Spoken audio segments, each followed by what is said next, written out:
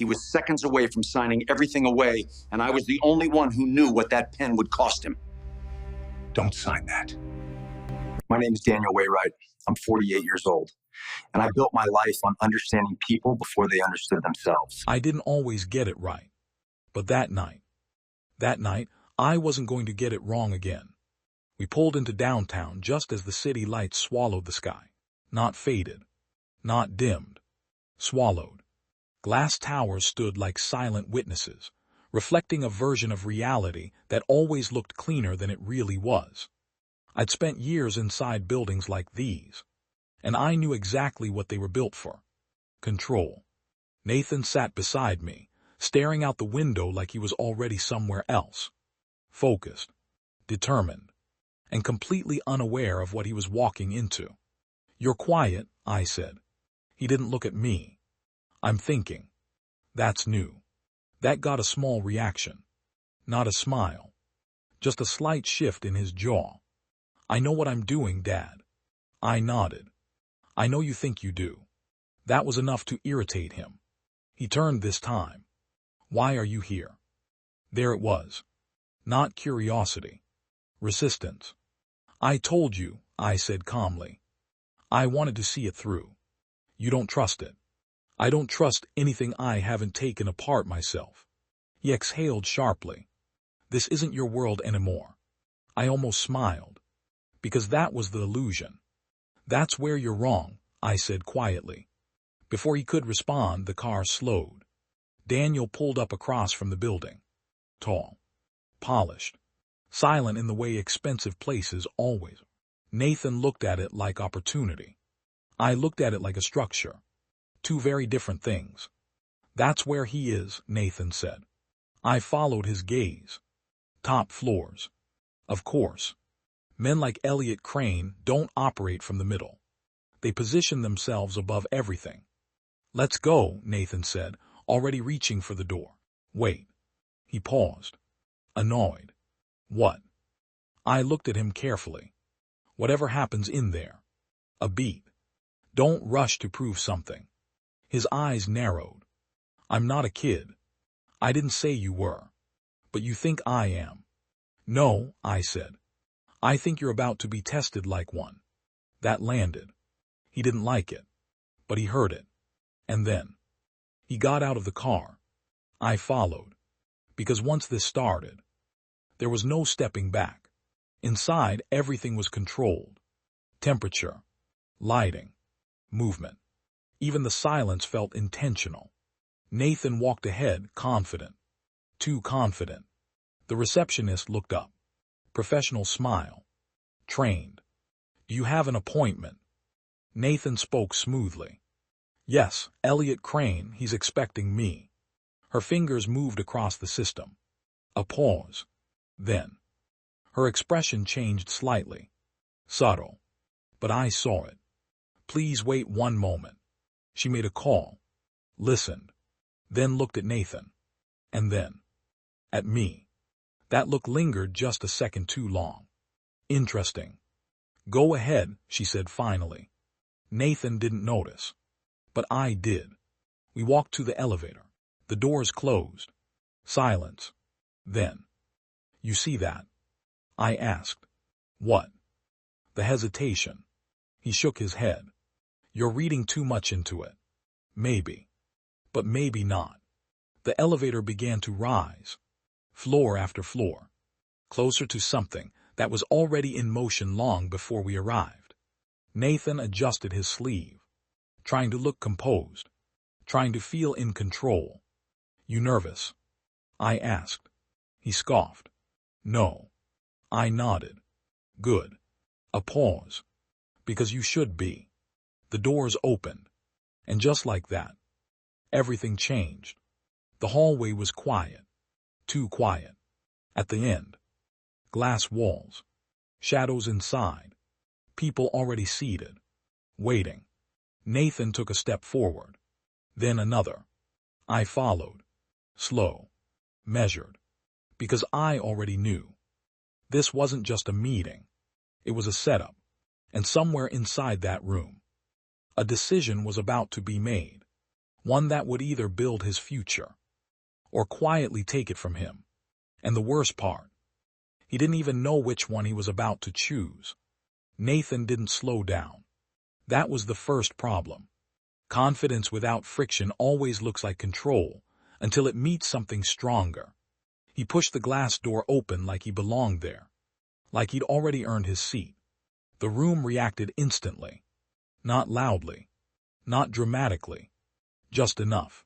Subtle shifts, eyes lifting, conversations cutting mid-sentence. And right there at the center of it all, Elliot Crane. He didn't stand, didn't greet, didn't even pretend. He just watched Nathan walk in, like a man observing a move already calculated. That was the second problem. Nathan didn't see it. "Mr. Crane," Nathan said, extending his hand. Crane looked at it, then at him. Then, after just a slight pause, he shook it. Polite, controlled, but not equal.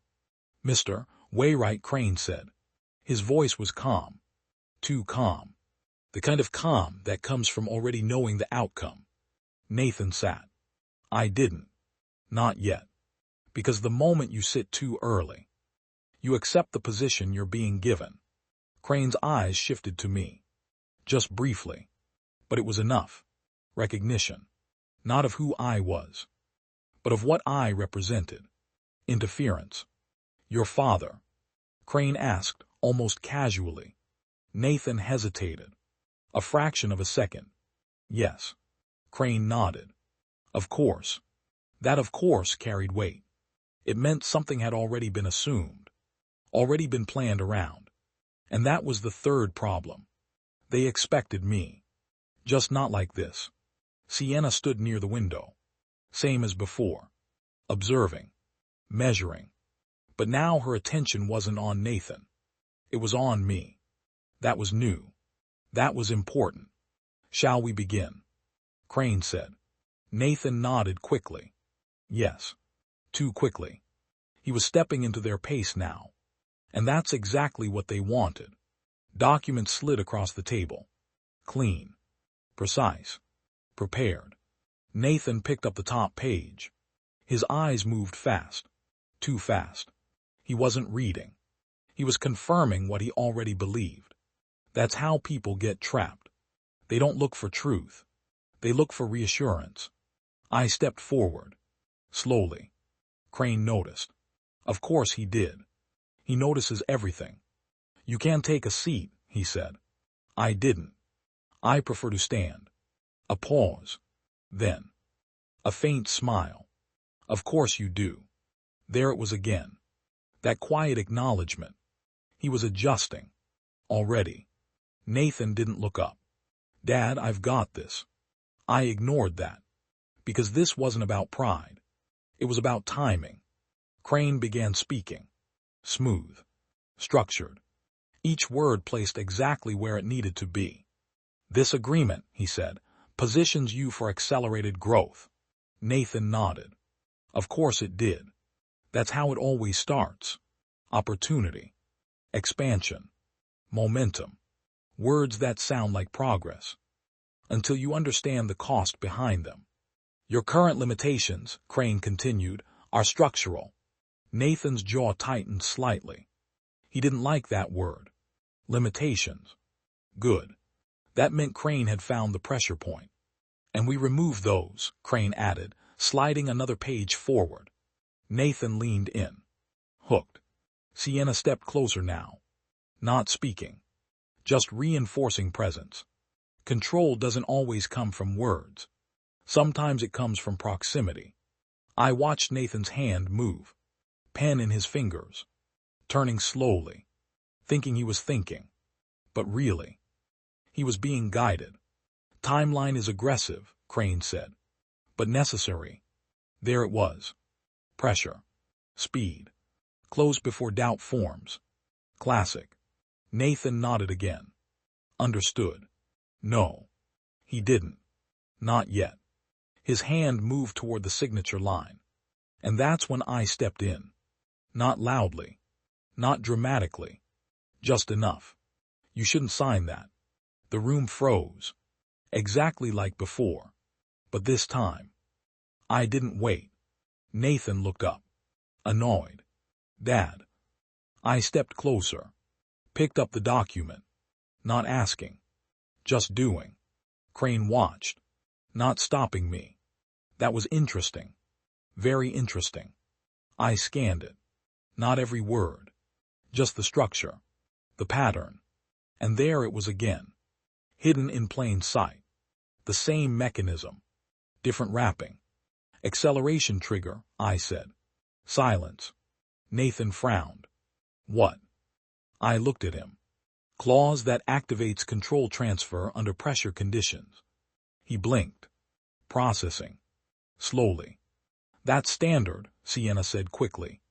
Too quickly. I looked at her. Not like this. Crane finally leaned back, studying me now. Fully. You've done your homework, he said. I placed the paper down. Carefully. I've lived this, I replied. That landed differently. Nathan looked between us.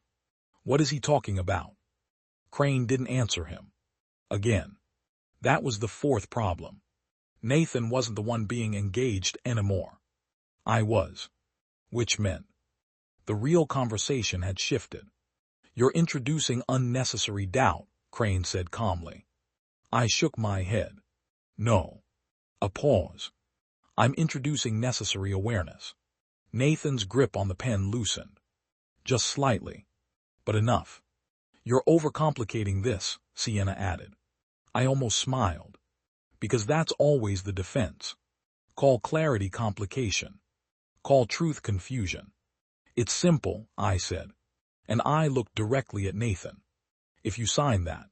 A pause. You give them control the moment anything goes wrong. His expression changed. Small. But real. What kind of control? He asked. Good. Now he was asking. Now he was thinking. Crane exhaled slowly. You're being misled. I didn't even look at him. Ownership structures, I continued. Layered dependencies. Triggered defaults. Each word. Slowed Nathan down more.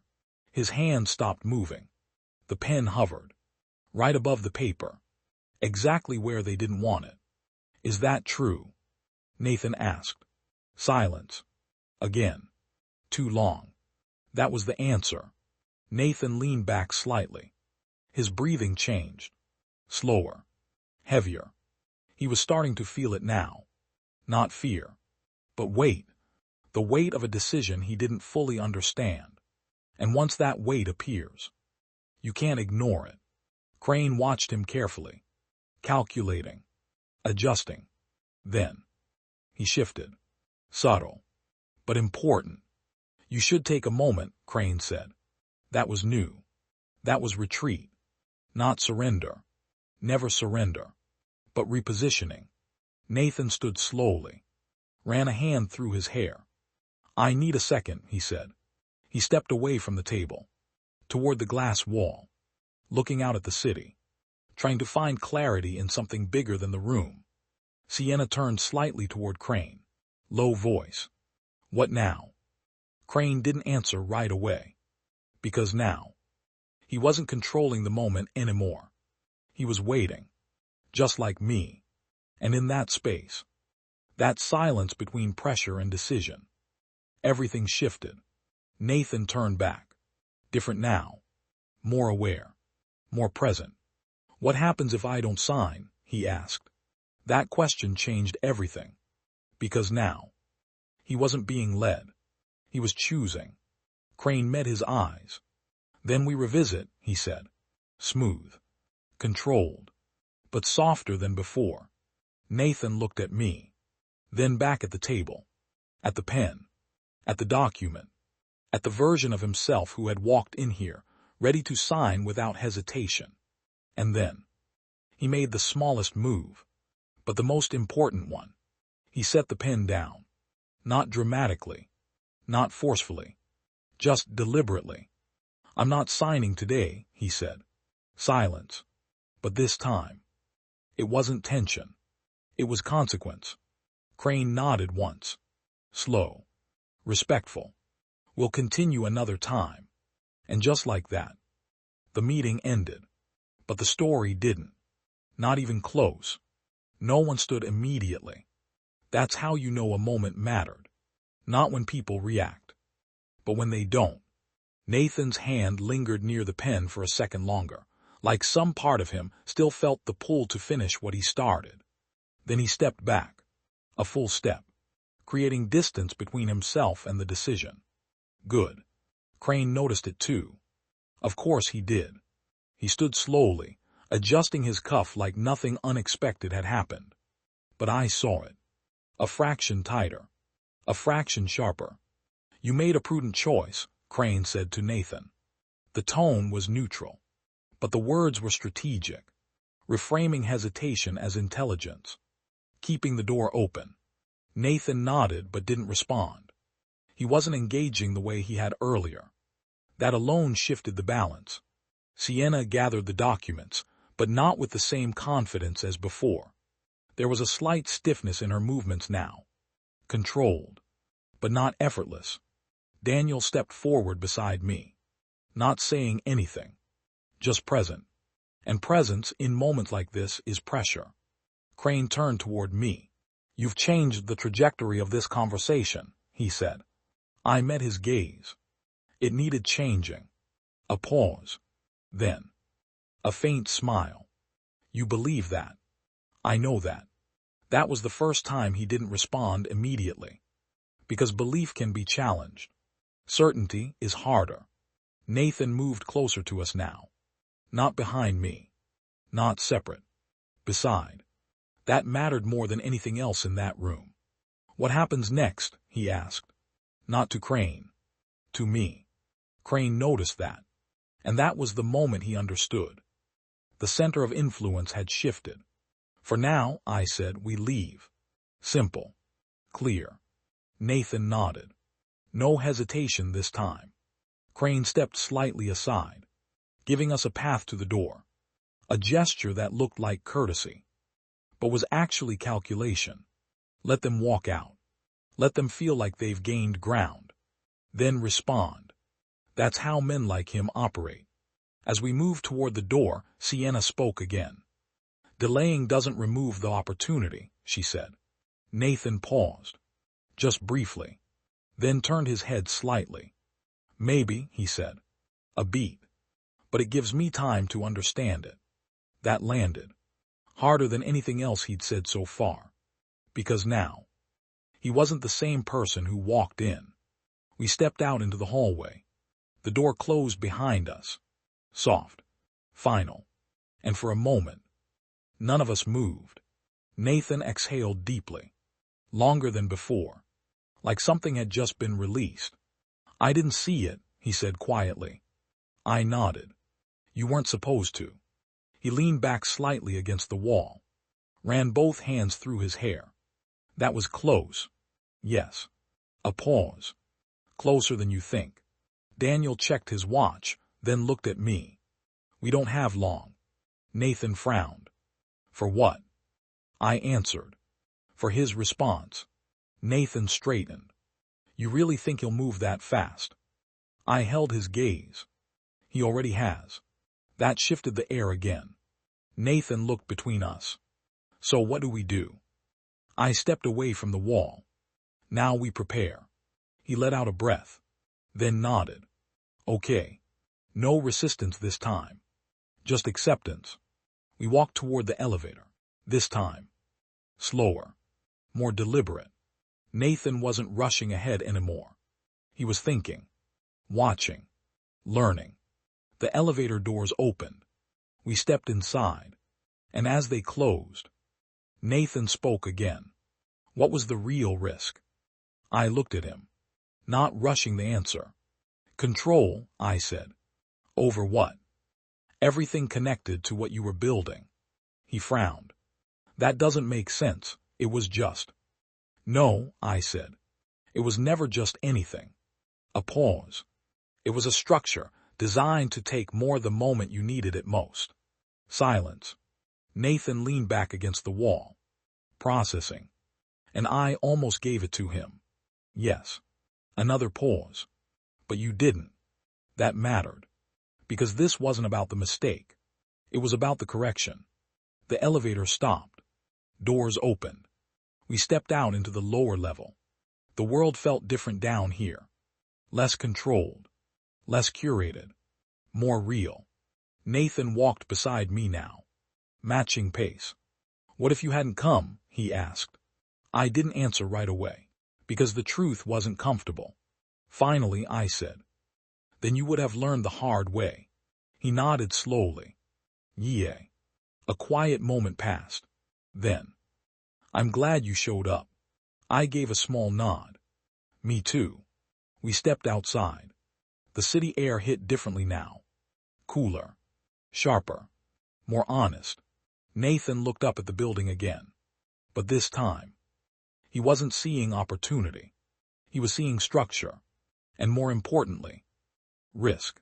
Daniel unlocked the car. But before we got in, he turned to me.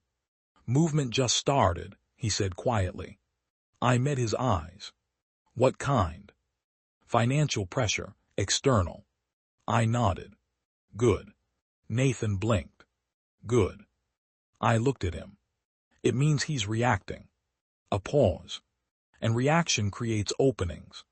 Nathan exhaled. "So this isn't over." I shook my head. "No." Then I opened the car door. "But now." I looked at both of them. "We're not walking into it blind." Nathan nodded. This time. With certainty. We got into the car. The engine started. And as we pulled away from the building, I glanced once in the side mirror. Top floor. Glass walls. Still lit. Crane was still up there. I knew it. Watching. Thinking. Rebuilding the board in his mind. And I realized something then. This was never about one deal. Never about one decision. It was about something bigger. Something deeper. And now, we were inside it. Not as targets. Not as outsiders. But as players. The city stretched out ahead of us. Endless. Moving. Alive. And somewhere within it, the next move was already forming. We just had to be ready when it came. The drive was quiet at first. Not the kind of silence that feels empty. The kind that feels full. Nathan sat in the back seat, phone in his hand, but he wasn't scrolling. He wasn't texting. He was just staring at the screen like it might explain something it couldn't. Daniel kept his eyes on the road. Steady. Focused. But I could tell he was already running scenarios. So was I. Because the moment you disrupt someone like Crane, you don't wait for consequences. You anticipate them. Nathan finally spoke. "What exactly is he going to do?" I didn't turn around. "Depends on what he thinks you are." Nathan frowned. "What does that mean?" "It means," I said, "if he thinks you're still inexperienced, he'll apply pressure to force you back into the deal. And if he doesn't, then he'll try something more controlled." A pause. More permanent. That hung in the air. Nathan didn't respond right away. Good. He was learning to sit with information instead of reacting to it. Daniel's phone buzzed. Once. Then again. He glanced at it briefly. Then handed it back toward me. "Take a look." I read it. Short. Precise. Exactly what I expected. "They've started," I said. Nathan leaned forward slightly. "What started?" Daniel answered this time. "Accounts are tightening." Nathan blinked. "Tightening." "Credit lines," I said. "Short-term liquidity." He leaned back again. Trying to process. "That fast?" I nodded. He was already prepared. Nathan let out a breath. So this was going to happen no matter what. Yes. A pause. "But now we see it early." Daniel added, "and early means manageable." Nathan looked between us. "So what do we do?" I turned slightly in my seat. "Now," I said, "we stabilize." He frowned. "How?" "By making sure nothing around you collapses when pressure hits." A pause. "That means people, systems, money." Nathan ran a hand through his hair. "This is bigger than I thought." Yes. I didn't soften it.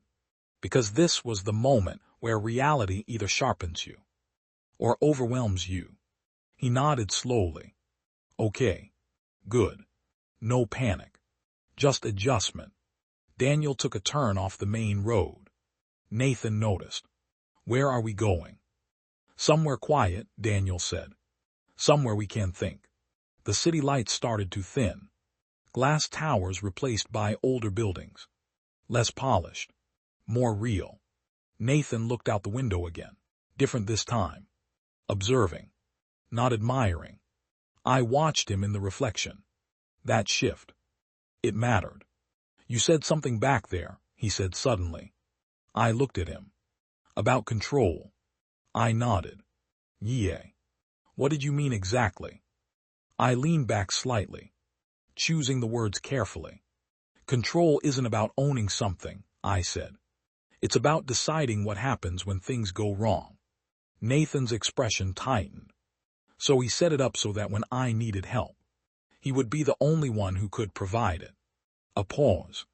And take more in return. Nathan shook his head slowly.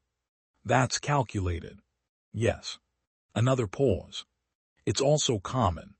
That surprised him. People actually do this. All the time. Daniel added quietly, just not always this well. Nathan looked down again. Thinking. Then. How did you know? I held his gaze. Because I've seen it before. A beat. And because I've made similar mistakes. That got his attention. You. I nodded once. Yes. He studied me for a second. Like he was seeing something new. Then why didn't you tell me earlier? Fair question. I didn't avoid it. Because you wouldn't have heard it.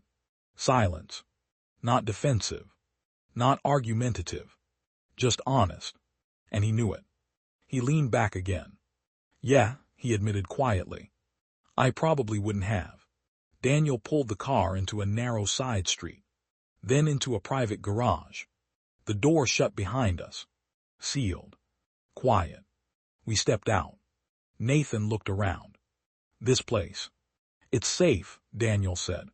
That's all that matters. We moved inside. The space was simple. Functional. No excess. Just what was needed. Nathan set his phone down on the table. So this is where we plan. Yes, I said. He nodded. Then looked at both of us. All right. A pause. What's the plan? I stepped forward. Placed both hands lightly on the table. We don't chase him, I said. We don't react blindly. Nathan watched me closely. Then what? I met his eyes. We make him show us where he's weak. Daniel powered on a screen. Data started to populate. Live updates. Movement. Pressure points forming. Nathan stepped closer. This time. Without hesitation. And as he leaned in, I saw it clearly. He wasn't the same person who walked into that building. Not even close. He was sharper now. More aware.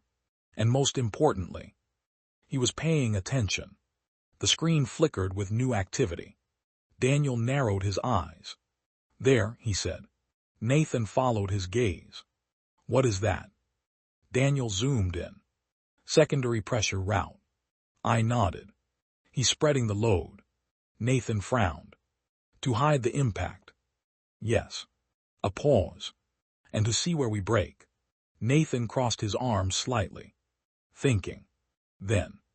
What if we don't break? I looked at him. And for the first time that night, I smiled. Then he has to change strategy. Nathan nodded slowly. And that's when we hit back. Not yet, I said. A beat. First, we understand everything. The room settled into focus. The noise outside didn't matter anymore. The city didn't matter. Even Crane, for a moment, didn't matter. Because this was the real shift. Not the confrontation. Not the deal. But this moment right here. Where Nathan stopped reacting. And started thinking. And somewhere far above the city, Elliot Crane was doing the exact same thing. preparing, adjusting, waiting, just like us. The difference, this time, we knew the game. The room settled into a rhythm, not calm, not relaxed, focused. That kind of focus where time feels different, slower, sharper, more deliberate. Nathan stood across from the screen, arms crossed, eyes locked on the moving data. He wasn't asking as many questions now. He was watching, connecting, learning the language. Daniel adjusted a few inputs, isolating streams, separating noise from intent. There, he said again, quieter this time. Nathan leaned in. What changed? Daniel pointed. See this pattern? Nathan narrowed his eyes. At first, it looked like nothing. Just movement. Transactions. Shifts. Then. I see it, Nathan said slowly. It repeats. I nodded. Not repeats, I said. Tests. Nathan looked at me. He's probing. Yes. A pause. He's trying to see where we respond. Nathan straightened slightly. So if we react, we show him where we're exposed, I finished. Silence. Then a slow nod. Okay, Nathan said. So we don't react. Not yet. Daniel zoomed out. The bigger picture came into view. And that's when it became obvious. Crane wasn't just applying pressure in one place. He was mapping us. Every connection. Every dependency. Every weak link. Nathan exhaled quietly. This is bigger than I thought. It always is, I said. A beat. People just don't see it until they are inside it. Nathan glanced at me. I'm inside it now, aren't I? I didn't soften it. Yes. A pause. But you're not blind anymore. That mattered. Because being inside something dangerous isn't the problem. Not seeing it is. Nathan nodded slowly. Then turned back to the screen. Then let's use that. Daniel looked at him. How? Nathan stepped closer. Pointed at a cluster of activity. What if we give him something to see? I watched him carefully. Go on. If he's testing for reactions, Nathan said. Then we control the reaction. Daniel's expression shifted. Interest. That could work. Nathan continued, more confident now. We don't stay silent everywhere. A pause. We respond, but only where we want him to look. I felt it then. That shift. Not just awareness. Strategy. I gave a small nod.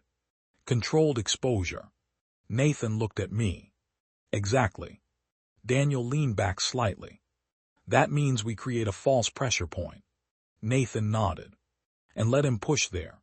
Silence settled. But this time, it carried something new. Momentum. I stepped forward. That's risky. Nathan met my gaze. So is doing nothing. He wasn't wrong. That was the part that mattered. I held his eyes for a moment longer. Then, all right, I said. A small pause. We do it. Daniel moved immediately. Setting parameters. Nathan stayed focused. What happens if he sees through it? I answered. Then we learn how fast he adapts. A beat. And that tells us what we're really dealing with. Daniel's fingers moved quickly. Inputs. Filters. Triggers. All set, he said. Nathan exhaled. Then we wait. I shook my head. No. A pause. We watch. Because waiting implies distance. Watching means control. The screen updated. Slowly at first. Then. A shift. Subtle. But real. Daniel leaned in. He saw it. Nathan's eyes sharpened. That fast. I nodded. He's always watching. The data adjusted. Pressure redirected. Exactly where we placed it. Nathan let out a breath. It worked. Partially, Daniel said. Nathan frowned. What do you mean? Daniel pointed again. He's not fully committing. I studied it. Crane wasn't taking the bait completely. He was testing it. Carefully. Smart, I said quietly. Nathan crossed his arms again. So now what? I looked at the screen, then at him. Now we push just a little more. Daniel glanced at me. You sure? Yes. A pause. Enough to make it real. Nathan understood immediately. If it feels fake, he pulls back. Exactly. Daniel adjusted the inputs again. Increased the signal. Not too much. Just enough. The room went quiet again. All eyes on the screen. Seconds passed. Then, there it was. A stronger shift. More commitment. More pressure. Nathan leaned forward. He's going in. Daniel nodded. Now he believes it. I exhaled slowly. Good. Nathan looked at me. Good. I met his gaze. Because now he's exposed. A beat. And he doesn't know it yet. Nathan's expression changed. Not excitement. Not relief. Something deeper. Understanding. Daniel leaned back. We've got a window. Nathan asked the question immediately. How long? Daniel checked the timing. Not long. I stepped forward. Then we don't waste it. Nathan nodded. Focused. Ready. What's the move? I looked at both of them. Then back at the screen. This is where it matters, I said quietly. A pause. This is where we stop reacting and start taking control. Nathan didn't hesitate. Tell me what to do. And in that moment, it became clear. This wasn't about saving him anymore. It wasn't about stopping a bad decision. It was about what came after. Because now, he wasn't the one being pulled into the system. He was learning how to move inside it. And somewhere out there, Elliot Crane had just taken a step forward, not realizing. It was exactly where we wanted him. The room didn't get louder. It got sharper. That's how you know something real is about to happen. Nathan stood closer to the screen now, not waiting for direction the way he had before. His eyes moved with intention, tracking movement, anticipating shifts before Daniel even pointed them out. He was learning fast, faster than I expected. And that meant two things. We had a chance, and Crane was going to notice. He's committing more resources, Daniel said quietly. Nathan leaned in. Which means he believes it. Not fully, I said, but enough. That distinction mattered. Crane didn't believe in anything completely. He tested, layered, confirmed, but even partial commitment creates exposure. Nathan pointed at a cluster of activity forming along the edge of the screen. There, he said. That's new. Daniel followed his finger, paused, then nodded. He's reinforcing the entry point. Nathan looked at me. Is that good or bad? I stepped closer. It means he's preparing for resistance. A pause. And expecting it. Nathan's jaw tightened slightly. So if we push now, then it confirms his assumption. Silence. He thought about that. Fast. Focused. Then we don't push, he said. I watched him carefully. Not directly. Daniel glanced between us. He's right. Nathan continued, more confident now. We let him think he's winning that side. A pause. And we hit somewhere else. There it was. Not reaction. Not defense. Strategy. I gave a small nod. Diversion. Nathan met my gaze. Exactly. Daniel shifted position at the console. Where? That question hung for a moment. Because this wasn't about guessing. It was about understanding. I studied the full map again. Not the movement. The intention behind it. Crane wasn't just reinforcing one point. He was protecting something. Something just behind it. I stepped closer. There, I said, pointing slightly off from Nathan's earlier mark. Daniel narrowed his eyes. That's not active. Exactly, I said. Nathan leaned in. It's quiet. Yes. A pause. And nothing in a structure like this stays quiet unless it matters. Nathan's expression changed. He saw it. That's where he's vulnerable. Daniel hesitated. If we're wrong. We're not, I said. Not confidently. Precisely. Because the pattern was clear. You don't guard noise. You guard silence. Nathan exhaled slowly. Then we moved there. I nodded. But carefully. Daniel began rerouting inputs. Slower this time. More controlled. Because this wasn't a test. This was intent. The screen adjusted. Lines shifting. Signals redirecting. A quiet buildup. Nathan didn't speak. Didn't move. He just watched, waiting for the system to respond. Seconds passed. Then, a flicker. Small. Almost nothing. Daniel leaned in. There. Nathan's eyes locked onto it. That's him. Yes, I said. He felt it. The shift was subtle, but it confirmed everything. Crane noticed. And more importantly, he didn't expect it. Nathan's breathing slowed. He didn't see that coming. No, I said. And that's the first real advantage we've had. Daniel watched the data closely. He's adjusting. Nathan frowned. But slower. I nodded. Because now he's uncertain. A pause. And uncertainty creates hesitation. Nathan looked at me. And hesitation creates openings. I gave a slight nod. Now he understood. Fully. The screen continued to update. Crane's response wasn't aggressive this time. It was careful. Measured. He was recalculating. Rebuilding his understanding of us. Nathan leaned back slightly. So what now? I didn't answer immediately. Because this was the moment where most people make a mistake. They push too hard. Too fast. They mistake advantage for victory. I looked at him. Now we stop. Daniel glanced at me. Stop. Nathan frowned. But we just. Yes, I said. And that's exactly why. A pause. We don't show him everything at once. Nathan thought about it. Then slowly nodded. We let him sit with it.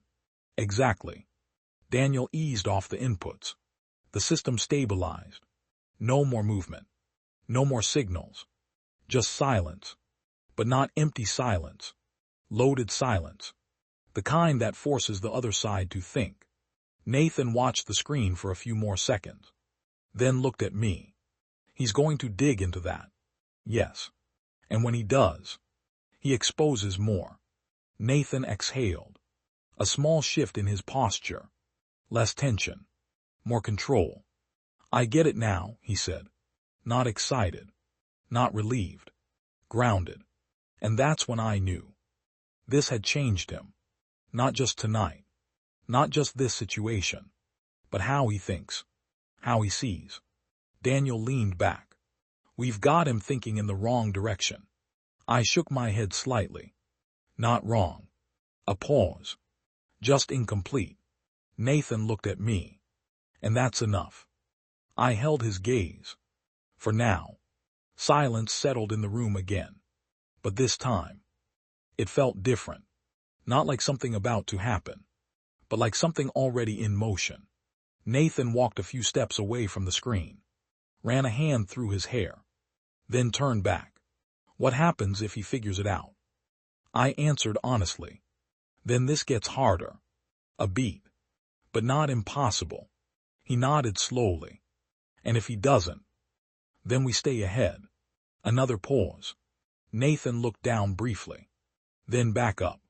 And this keeps going. I didn't soften it. Yes. Because it always does. Systems like this don't end. They evolve. He absorbed that. Then gave a small nod. All right. No hesitation. No doubt. Just acceptance. Daniel shut down part of the display, leaving only the essential feeds. We should rest in shifts, he said. Nathan almost laughed. Rest. Daniel looked at him. Strategic clarity requires it. Nathan shook his head slightly. But he understood. Yeah, okay. I stepped away from the table. The room dimmed slightly as the screens adjusted. And for the first time since this started, there was a pause. Not an ending. Not even close. Just a moment. To breathe. To think. To prepare. Nathan moved toward the far side of the room.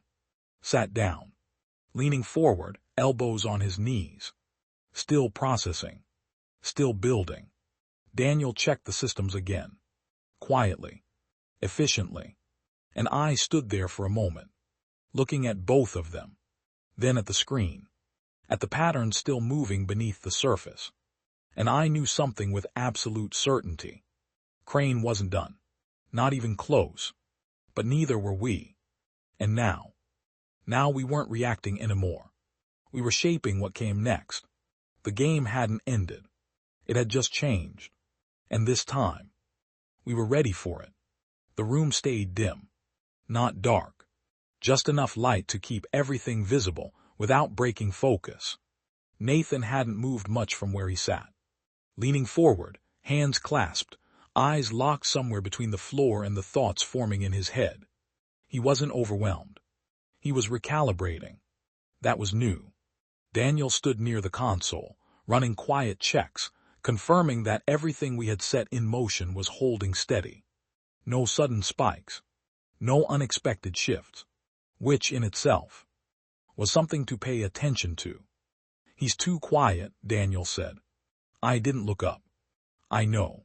Nathan lifted his head slightly. Quiet is bad. Quiet is controlled, I said. A pause. And control means he's thinking. Nathan exhaled slowly. So what does that mean for us? I walked back toward the screen, studied the patterns again. Not just what was happening. What wasn't. He's not reacting emotionally, I said. He's rebuilding a model. Nathan frowned. A model of what? Of us. That landed. Because now, he understood the weight of it. He's trying to figure out how we think, Nathan said. Yes. And once he does, he'll predict us. Silence. Nathan leaned back slightly. So we don't let him. Daniel glanced over. And how exactly do we do that? Nathan didn't answer immediately. He thought. Really thought. Then. We stay inconsistent. Daniel raised an eyebrow. Explain. Nathan stood up slowly. Energy shifting again. Not rushed. Focused. If he's building a model, Nathan said, then he needs patterns. A pause. So we don't give him any. I watched him carefully. There it was again. That shift. He wasn't just learning the system. He was thinking inside it. Controlled unpredictability, I said. Nathan nodded. Exactly. Daniel considered it. That makes us harder to read. Yes, I said. But it also makes us harder to coordinate. Nathan looked at him. Only if we don't define the rules ourselves. A beat. We create internal consistency. He pointed lightly toward the screen. An external chaos. Daniel's expression changed. Interest. Real interest. That could work. I nodded slowly. It will work. Nathan glanced at me. A small moment of validation. Then back to the screen. So what's the first move? I stepped beside him. Small disruption, I said.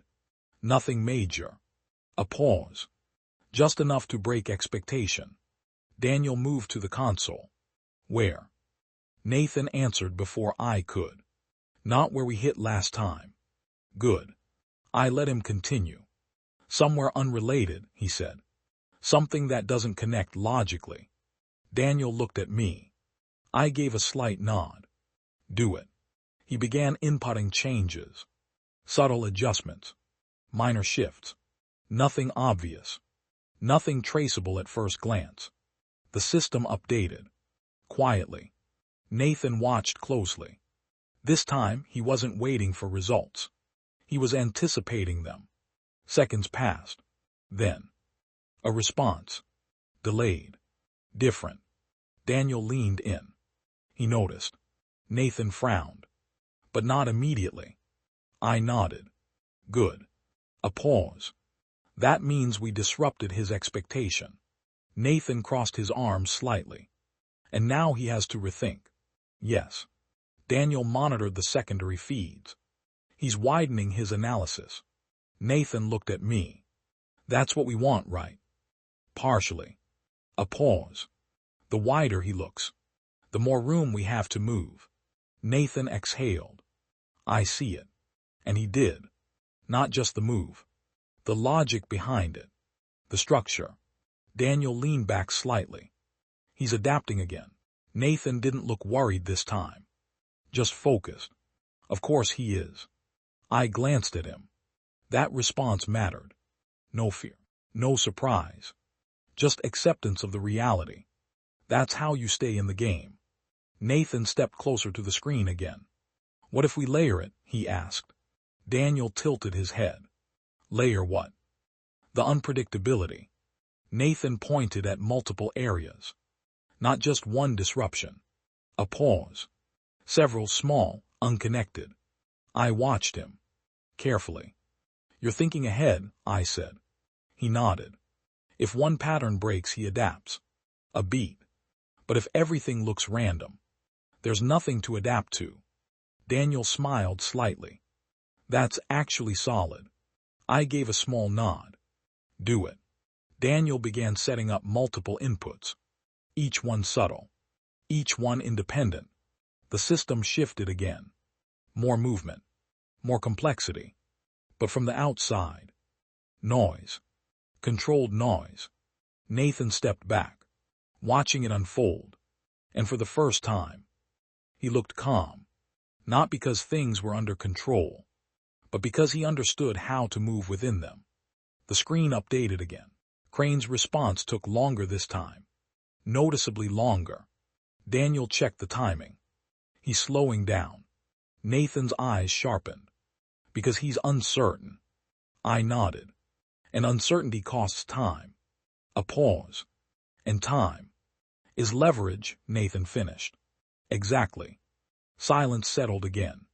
But now, it wasn't tense. It was strategic. Nathan looked at me. Is this what you meant? By what? By control. I held his gaze. Yes. A pause. Not forcing outcomes, but shaping the conditions around them. He nodded slowly, then looked back at the screen. And in that moment, I realized something. He didn't need me to step in anymore. Not the way he did before. Now. He was stepping in himself. Daniel powered down part of the interface again. We hold here, he said. Nathan nodded. Yea. No argument. No impatience. Just understanding. I stepped back. Let the moment settle. Because this was the real outcome of everything that happened tonight. Not the deal. Not Crane. But this shift. This awareness. Nathan walked to the side table. Poured himself a glass of water. Took a slow sip. Then looked back at us. What happens next? He asked. I didn't answer immediately. Because now, the answer wasn't mine alone. Daniel looked at me. Then at Nathan. Waiting. I met Nathan's eyes. And this time, I didn't give him the answer. I asked him, what do you think happens next? He didn't hesitate. We keep him off balance, he said. A pause. And we learn everything we can before he figures us out. I nodded. Good. A beat. Then that's exactly what we do. Nathan gave a small nod. And just like that, the dynamic shifted again. Not dramatically, not loudly, but permanently. Because now, he wasn't following anymore. He was part of it. The room fell quiet once more. Screens glowing softly. Systems moving beneath the surface. And somewhere out there, Elliot Crane was still watching. Still thinking. Still adapting. But now, so were we. And this time, we weren't just reacting to the game. We were shaping it. Time stretched. Not in minutes. In decisions. The kind you don't notice until everything around them starts shifting. Nathan stayed on his feet now, no longer sitting, no longer pausing too long between thoughts.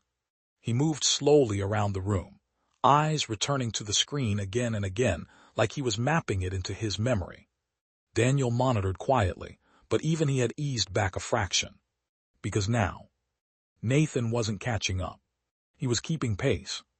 "He's stabilizing again," Daniel said. Nathan didn't look surprised. "Of course he is." That response would have been different an hour ago. Now it was expected. I watched the screen. Crane's movements were tighter, cleaner, less exploratory. "He's rebuilding structure," I said. Nathan nodded. "After the noise we created." "Yes." A pause. "And that means he's narrowing focus again." Nathan stepped closer, back towards something important. Daniel highlighted a cluster. "This area's getting attention again." Nathan studied it. Longer this time. Not rushing to speak. Letting it sit. Then, "He's protecting something," Nathan said. I didn't answer immediately, because I wanted him to keep going. "What kind of something?" Daniel asked. Nathan's eyes didn't leave the screen. "Something he doesn't want disrupted." A pause. "Or seen." There it was. I gave a slight nod. "Go deeper." Nathan leaned in, tracing the pattern, not the activity, the gaps, the spacing, the intent behind movement. Then, he stopped, right at a point that looked empty, but wasn't. "This," he said quietly. Daniel frowned. "There's barely anything there." "Exactly," Nathan said. I stepped closer. "That's where it is." Nathan glanced at me. "Yeah." A small moment. Unspoken, but understood. Daniel adjusted the view, pulled up deeper layers, hidden routing, obscured links, and slowly, something began to take shape. Not obvious, not clean, but real. Nathan exhaled. "That's not just a backup." "No," I said. "It's a core." Daniel's voice dropped slightly. "He's been hiding it behind everything else." Nathan straightened. "So all the noise was protecting this," I finished. Silence. Heavy. Because now, we weren't just reacting to Crane anymore. We were looking at something he actually cared about. And that changes everything. Nathan looked at me. "What is it?" I didn't answer right away, because the truth wasn't fully clear yet. But the direction was. "It's where his leverage comes from," I said. A pause. "Or where it leads." Daniel kept digging, layer by layer, uncovering more connections, more depth, and with each second, the picture became clearer. Nathan's expression shifted, from focus to realization. "This isn't just about business," he said. "No," I replied. "It never was." Daniel glanced at me. "This ties into external networks." Nathan looked up. "What kind of networks?" Daniel hesitated. Then, "Ones that don't like being exposed." The room went quiet. Different this time. Not strategic. Serious. Nathan looked back at the screen. Longer now. Processing more than just patterns. Understanding implications. "So if we touch this?" "Yes," I said. "We escalate." A pause. Significantly. Nathan didn't respond immediately. He just stood there, thinking, weighing it, not emotionally, strategically. Then he asked the question that mattered. "If we don't?" I met his eyes. "Then he keeps control." Silence. Again. But this time, it wasn't about learning. It was about choice. Nathan ran a hand slowly through his hair. Exhaled. "This is where it changes, isn't it?" "Yes." Daniel leaned back slightly. "This is the line." Nathan nodded, eyes still on the screen. Then, he turned to me. Not unsure, not hesitant, but grounded. "If we do this." A pause. "We don't do it halfway." I held his gaze. "No." Another pause. "Halfway is where people get caught." He nodded once. Firm. "Then we do it right." Daniel looked between us. "You're both aware of what this means." Nathan didn't hesitate. "Yes." And for the first time, there was no trace of doubt in him, just clarity. I stepped forward, placed my hand lightly on the table. Then we prepare properly. Nathan gave a small nod. What do we need? I looked at the system, then back at him. Everything. A beat. Time, precision, and no mistakes. Daniel added quietly. And once we start, we don't get to stop. Nathan took that in, fully, then nodded again. I understand. And I believed him. Because now, he wasn't trying to prove anything. He was choosing it. The room dimmed slightly as Daniel locked certain layers down, securing access, isolating pathways, preparing for something bigger than anything we'd done so far. Nathan stepped back, just one step, looking at the full screen now, not the details, the whole, and I could see it in his eyes. He wasn't seeing pieces anymore. He was seeing the system, how it moved, how it protected itself, how it could break. And once you see that, there's no going back. Daniel turned slightly toward us. We move when? I didn't answer. Not yet. I looked at Nathan. Because this decision wasn't mine alone anymore. He held my gaze, then glanced back at the screen, at that hidden point, that quiet center, and after a long moment, he spoke. Not yet. Daniel raised an eyebrow. Nathan continued. We wait until he commits more to protecting it. A pause. Then we hit it when he's fully exposed. I felt it then. That certainty. That shift. I gave a small nod.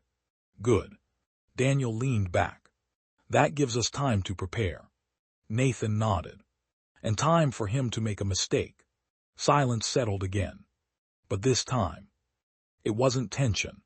It was alignment. Everything moving in the same direction. For the same purpose. Nathan looked at me one more time. Is this what you wanted? He asked. I thought about that. Then answered honestly. No. A pause. But it's what you needed. He held that for a second. Then gave a small nod. Yeah. The screens dimmed further. Systems running in the background. Quiet. Patient. And somewhere out there, Elliot Crane was doing the same thing. Preparing. Protecting. Waiting. Not knowing that the part of his system he trusted the most was the one we had already found. The game hadn't ended. It had deepened. And now, the next move wouldn't just shift the balance. It would decide who actually controlled it. No one rushed after that. That was the difference now. Earlier, everything felt like it had to happen fast. Decisions, reactions, movement. Now, the room held a different kind of energy. Measured. Deliberate. Nathan didn't go back to the screen right away. Instead, he walked slowly across the room, then stopped near the far wall, staring at nothing in particular. Thinking. Not reacting. Daniel lowered the brightness on the displays, letting the data run quietly in the background. We've got a window, he said. Nathan nodded faintly, still facing away. I know. A pause. But we don't use it yet. I watched him for a second longer. He wasn't hesitating. He was choosing. That mattered. Talk me through it, I said. Nathan turned back toward us. Slow. Controlled. If we hit now, he said, we catch him partially exposed. Daniel crossed his arms slightly. And if we wait, Nathan stepped closer again. Then he commits more resources to protecting that core. A pause. And the more he commits, the less flexibility he has somewhere else, Daniel finished. Nathan nodded. Exactly. I stepped forward. And when flexibility drops, pressure becomes harder to manage, Nathan said. He didn't rush the words. Didn't over-explain. Just clear. Precise. Daniel gave a small, impressed exhale. You're seeing it. Nathan didn't react to that.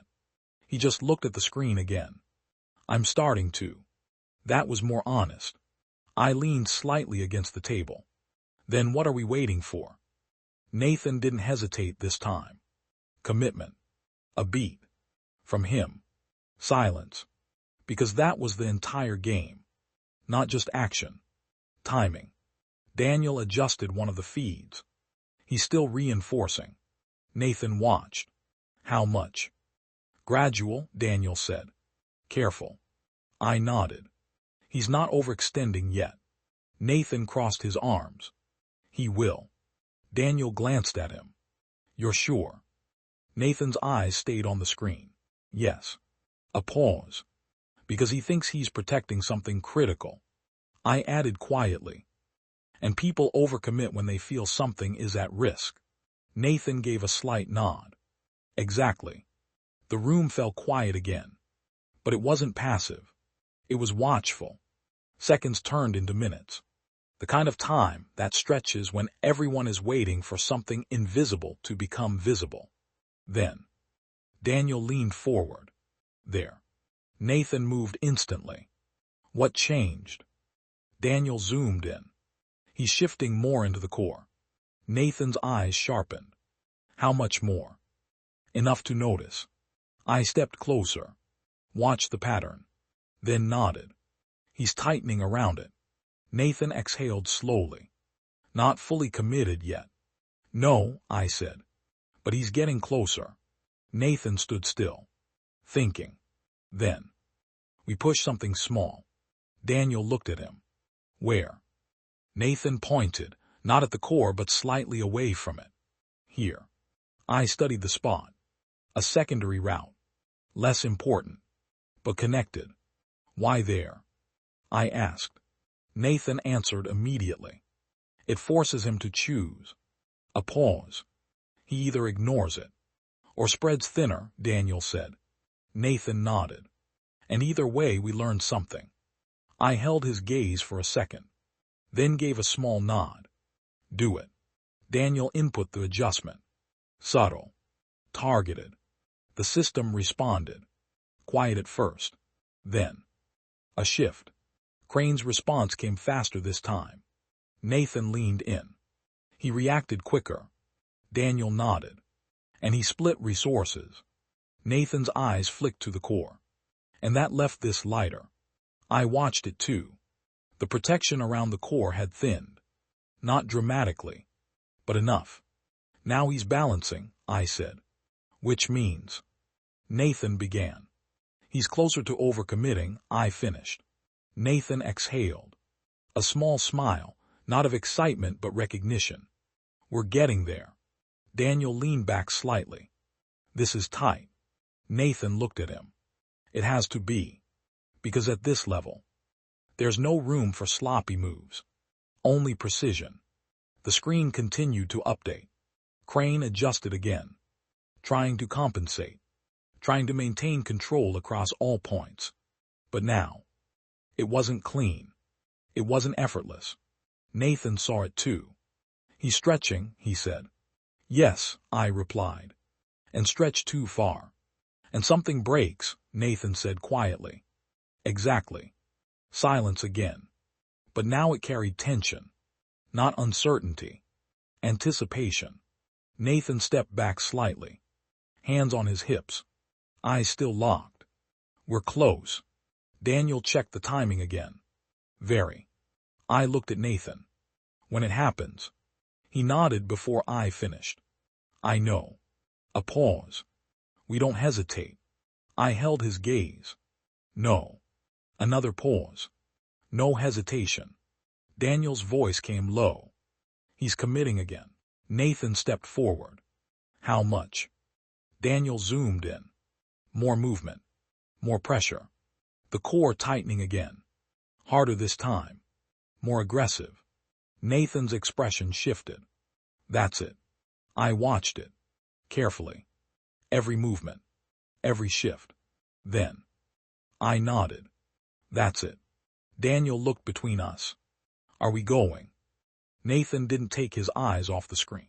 Yes. A beat. We go now.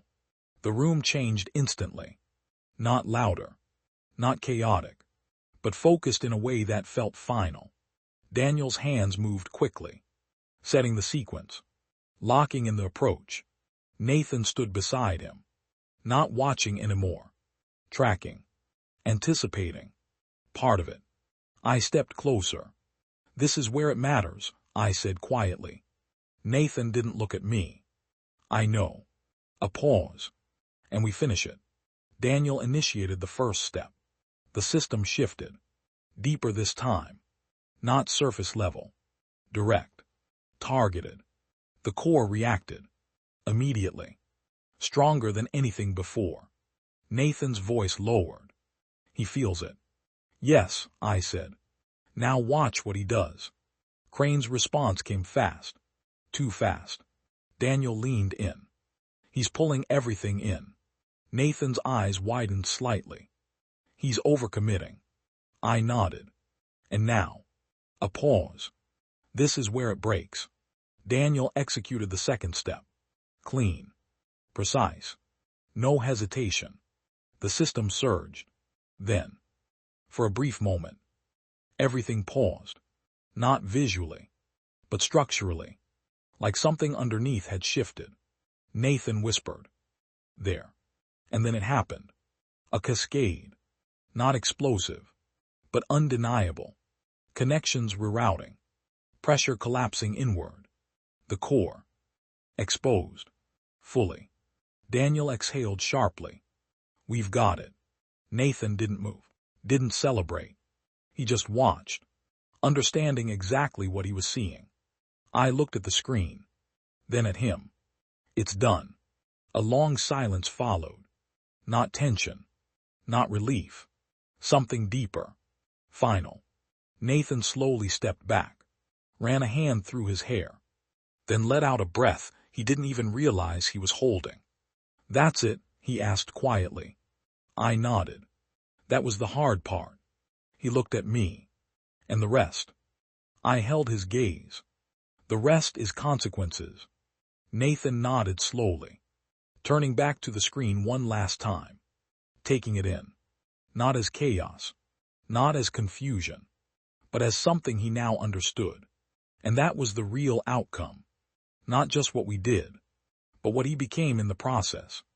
Daniel powered down part of the system, leaving only the essential feeds active. It's holding, he said. Nathan gave a small nod. Good. The room settled. Quiet again. But different. Because something had ended. Not everything, but something important. Nathan looked at me. Is he done? I didn't answer immediately.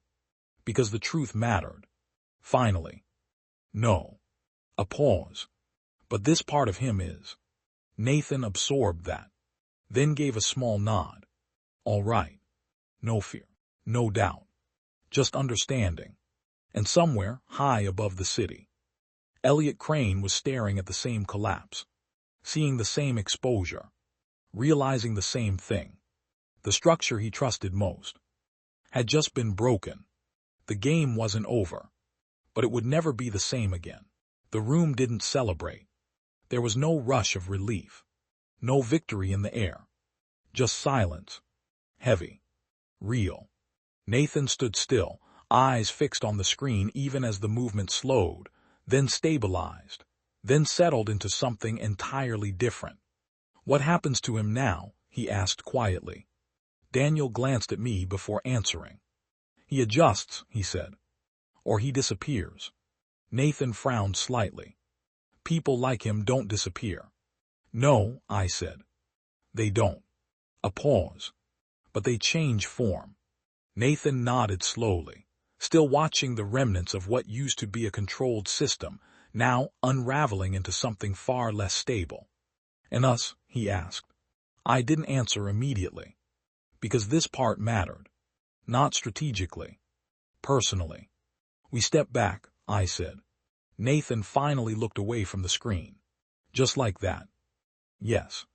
Daniel leaned against the console. This was never about taking his place. Nathan looked between us. Then what was it about? I met his eyes. Making sure you didn't lose yours. That landed. Deeper than anything else tonight. Nathan exhaled slowly. Then gave a small nod. Yeah. He looked back at the screen one last time. Not studying it. not analyzing, just seeing it for what it was. Then he stepped away. That was the moment it ended.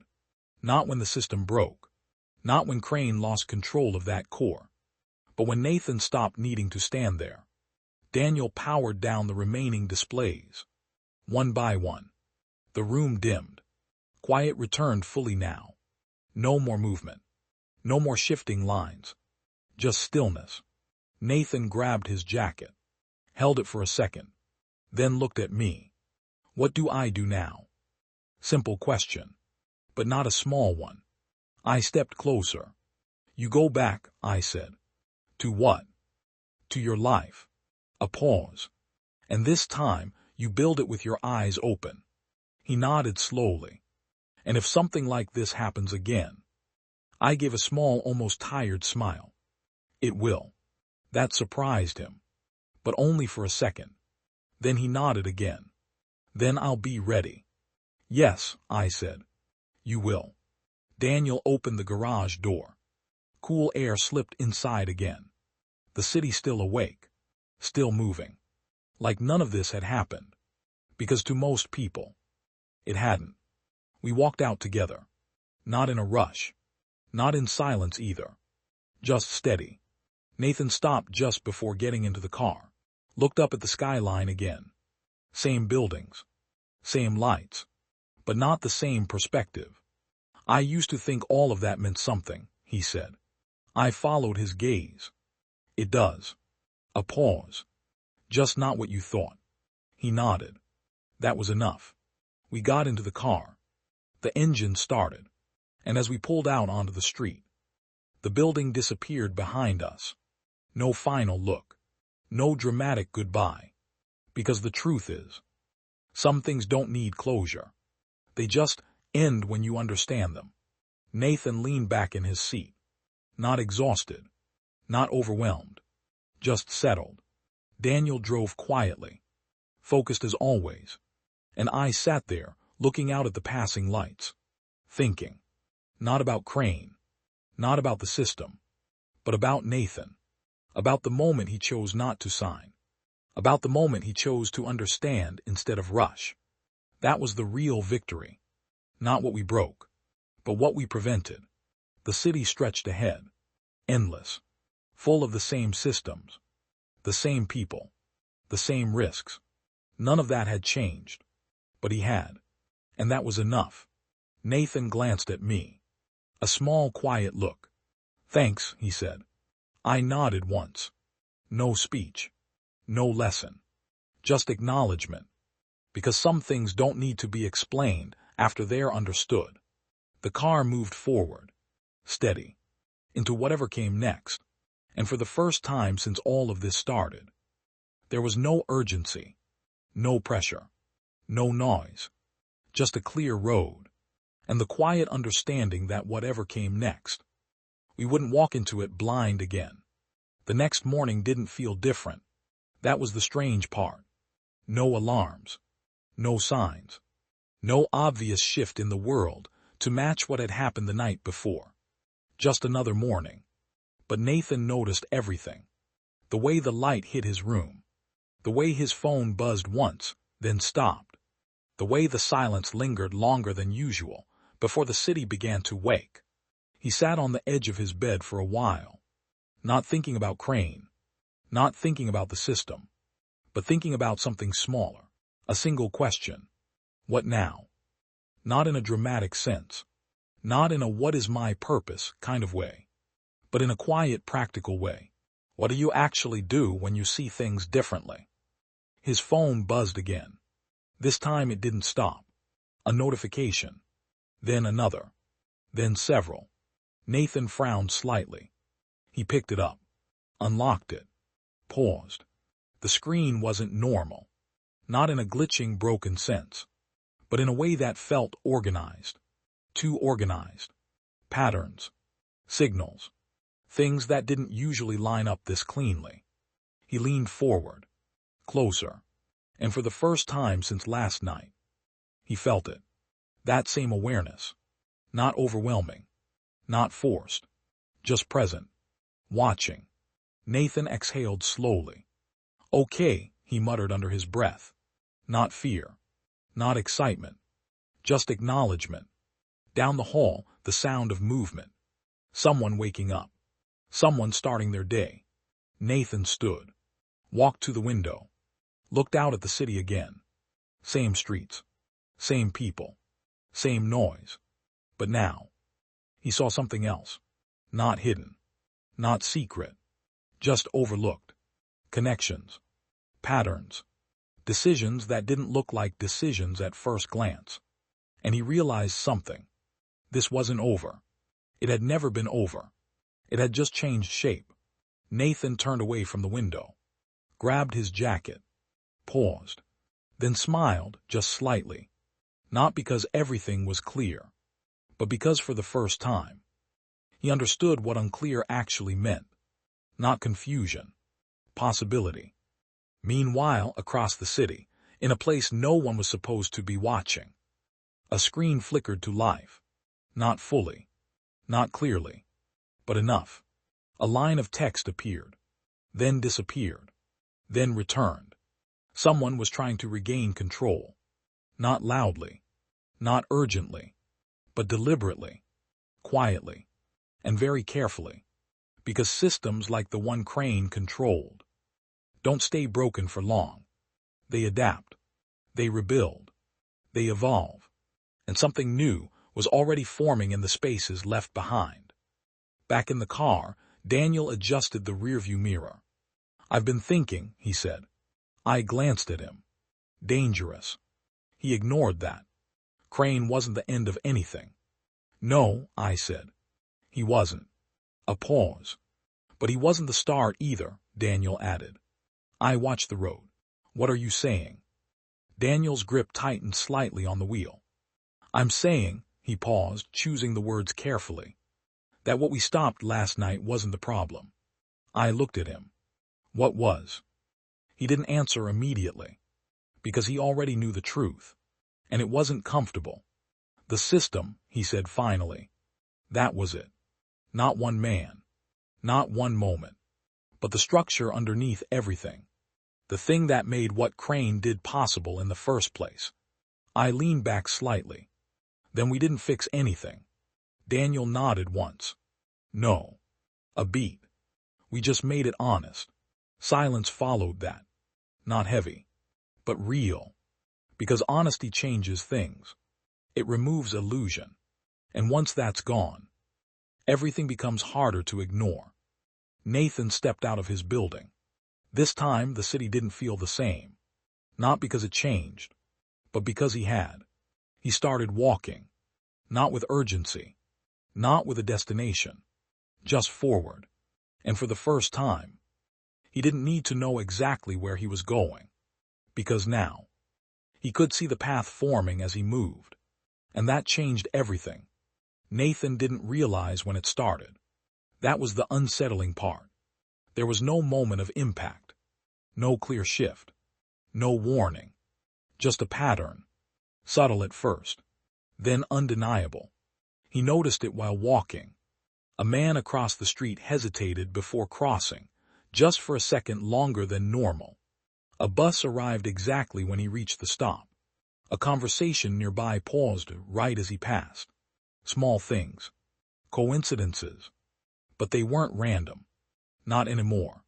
Nathan slowed his pace, letting his eyes move differently now. Not scanning.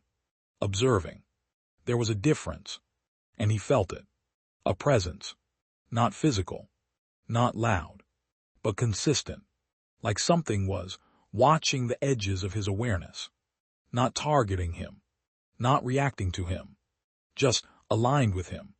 Nathan stopped walking. The city moved around him. Unbothered. Unaware. But something else, something underneath, shifted. Just slightly. Nathan exhaled. "All right," he whispered. No panic. No fear. Just recognition. Because this was it. The first test. Not from a person. Not from a system. But from something that existed in the space between. Something that didn't show itself directly. Something that didn't need to. Back in the car, Daniel noticed it before I did. His grip on the steering wheel tightened.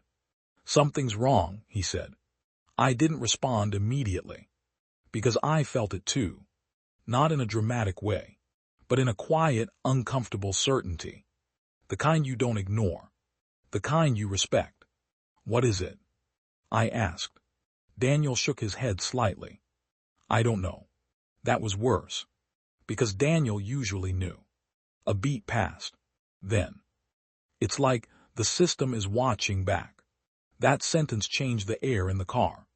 Not fear, but awareness. Because systems don't just sit still. They learn. They adapt. And sometimes, they notice when someone is looking at them differently. Nathan kept walking. But now, he wasn't just moving through the city. He was reading it. Every step. Every pause. Every interaction. Like a conversation happening without words. And somewhere in that invisible exchange, he realized something important. This wasn't about control. Not anymore. It was about recognition. Something had recognized him.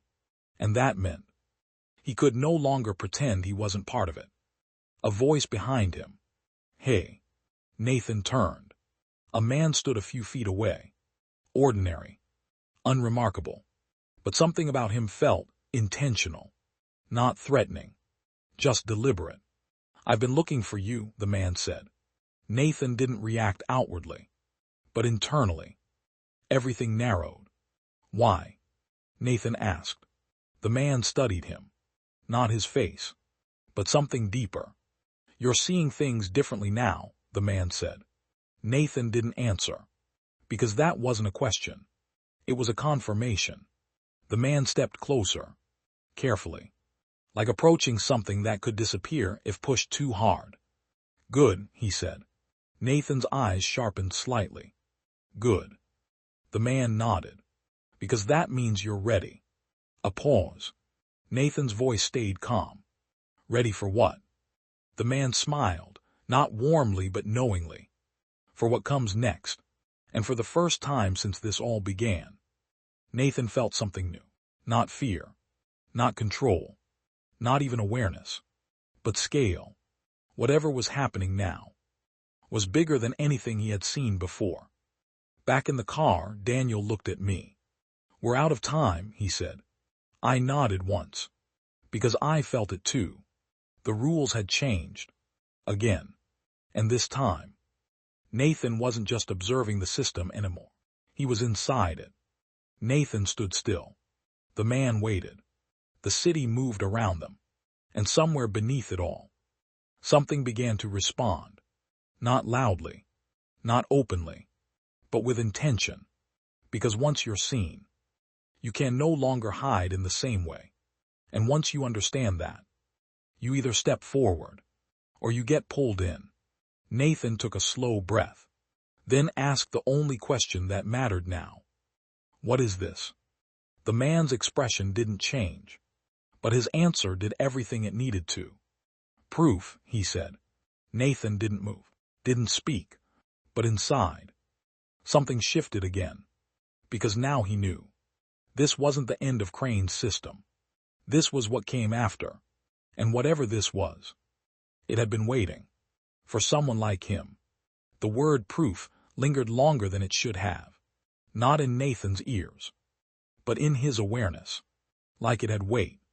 Like it meant something precise, something structured, something that fit into a system he hadn't fully understood yet. Nathan didn't respond right away. He studied the man instead. Not his face, not his posture, but the intention behind him. "You're not here by accident," Nathan said. The man gave a slight nod. "No," he replied. "Neither are you." That confirmed it. Nathan's mind moved quickly now, not emotionally but analytically. Patterns, timelines, interactions, everything aligned too cleanly. This wasn't random. This was directed. "Who sent you?" Nathan asked. The man didn't hesitate. "That's the wrong question." Nathan's eyes narrowed slightly. "Then what's the right one?" The man stepped just a little closer. Not threatening, but deliberate. What do you want to become now? The question landed harder than anything else. Not because it was complex, but because it was open. Too open. Nathan held the silence. Because answers given too quickly aren't answers. They are reactions. I don't know yet, Nathan said finally. The man studied him. And then, for the first time, something subtle shifted in his expression. Approval. Good, he said. Nathan didn't miss that. Good. Yes, the man replied. Because if you thought you knew already, you'd be predictable. Nathan exhaled slowly. So this is a test. The man tilted his head slightly. Everything is. A pause. Then Nathan asked the real question. What are you testing me for? The man didn't answer immediately. Instead, he looked past Nathan. At the city. At the people. At everything moving without awareness. Then he said, access. Nathan frowned. Access to what? The man looked back at him. To see the system the way it truly is. That word again. System. But this time, it didn't sound like a machine. It sounded like something alive. Back in the car, Daniel's voice was low. He's not alone anymore. I nodded. I know. Because I felt it too. The shift. The expansion. Whatever Nathan had stepped into was no longer isolated. It was connecting. And that changed the stakes entirely. Do we go to him? Daniel asked. I watched the road ahead. No. Daniel glanced at me. No. I shook my head slightly. He's not in danger. A pause. Not yet. Daniel didn't like that answer. But he accepted it. Because we both knew. Interrupting this now could break something we didn't understand. And some things need to be allowed to unfold. Nathan crossed his arms slightly. Not defensive. Just thoughtful. You're saying there's a layer I haven't seen yet, he said. The man nodded. Yes. And you want me to see it? Yes. Nathan studied him again. What happens if I don't? The man didn't answer right away. Because this part mattered. What happens, he said carefully, is that someone else does. That was it. Not a threat. A reality. Nathan understood that immediately. Silence stretched between them. Then Nathan asked, why me? The man's answer came without hesitation. Because you already started. That was the truth. Not forced.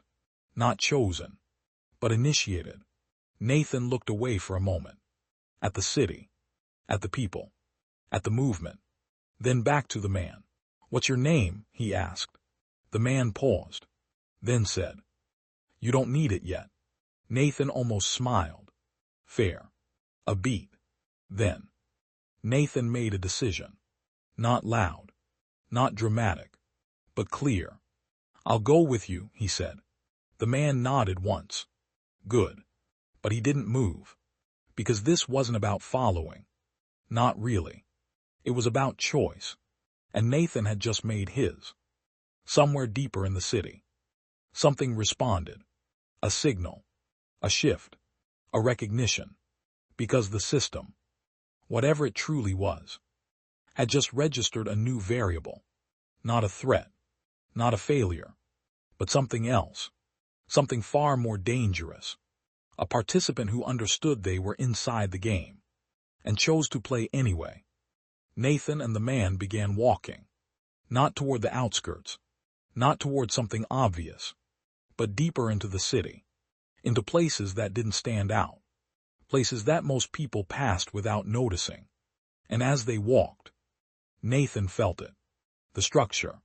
Not around him. But beneath everything. Layered. Connected. Alive in its own way. This was the real system. Not Crane's control. Not the surface level he had seen before. This was something larger. Something designed. Something waiting. Nathan didn't speak. He just observed. And the more he saw, the more he realized.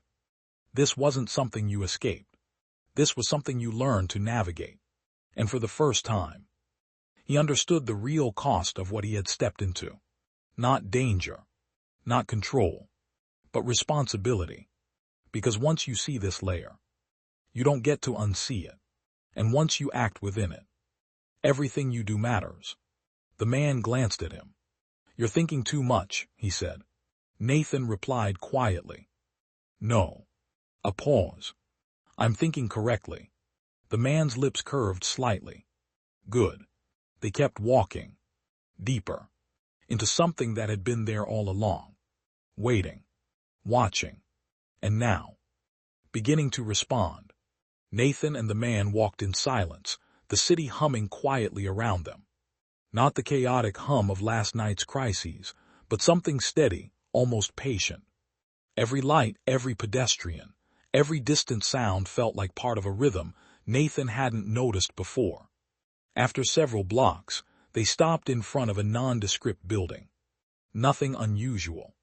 No flashing signs, no guards, no alarms, just a plain door tucked between others. The kind of place that was easy to overlook. The man turned to him. "This is where it begins in earnest. But it's not about power, control, or secrets. It's about understanding, seeing how everything is connected and deciding what matters to you in that web." Nathan studied him. "And if I don't want it?" The man smiled faintly, the expression calm, almost neutral. "Then you walk away, you keep what you already know, but the choice is yours freely." Nathan let that settle. He thought of the nights, the silences, the moments he'd stood staring at screens that controlled lives, at lines that moved like living things. He thought of Daniel and me, of what it had taken to let go and to finally see the truth. He nodded. "I'll take it." The man stepped aside and gestured toward the building. Then stepped forward. Nathan walked in. Not hurried, not hesitant. Just steady. The door closed behind him. And for a moment, the city outside felt like it held its breath. Inside, the space was quiet, stripped of drama. Screens hummed gently, not with chaos but with clarity. The system wasn't controlling him, it was revealing itself. Lines, patterns, and connections flowed across monitors like living threads. Nathan could see how each piece interacted, how actions rippled outward, how choices mattered. He didn't feel overwhelmed. Not fear, not pressure. Just understanding. A soft voice, familiar now, came from the corner. "It's not about fixing the world. It's about choosing your part in it." Nathan looked up. It wasn't the man, but something else. Something more subtle. The awareness of the system itself, not as a machine, but as a network of cause and effect, watching, responding, but patient. Waiting for recognition. Nathan exhaled. He finally understood. This wasn't a war to win. It wasn't about control. It was about presence, responsibility, and clarity. About walking forward with eyes open. He stepped to the center of the room. Not to command. Not to act recklessly. But to observe. To learn. To be aware. And in that awareness, there was a quiet power, the kind that doesn't shout or demand. The kind that simply exists steady, ready for what comes next. Hours, or maybe minutes, passed. Nathan didn't keep track. Time didn't matter. What mattered was the choice he'd made and the understanding he carried. Finally, he turned to the man who had guided him here. "I'm ready," he said. The man nodded. "You always were." Nathan left the building the next morning. Not as someone who had conquered a system, but as someone who had chosen to see it clearly. The city was the same, the streets the same, the people the same, but he was different. And that was enough. He walked without urgency, without expectation. Each step mattered because he saw it mattered. Not to the world, not to anyone else, but to him. And in that there was peace. Daniel and I waited down the street. Nathan passed us without needing to explain, without need for acknowledgement. His eyes held something calm, precise, alive. The three of us walked together for a while, not talking. Not because we had nothing to say, but because words were unnecessary. The understanding was enough. Eventually, Nathan glanced back at the skyline. The buildings, the lights, they hadn't changed. but his perspective had. And in that quiet shift, the story of what had happened and what would come next found its proper ending. Not dramatic, not loud, not final, but complete. Because some victories aren't in what you destroy or control. They are in what you choose to understand, and in how you carry that understanding forward. And Nathan was ready. The city moved on. The lights continued to shine. Systems hummed. Life went on. And for the first time, Nathan walked into it fully awake, fully aware, and entirely himself. The quiet road stretched ahead endless. And he stepped forward steady into whatever came next.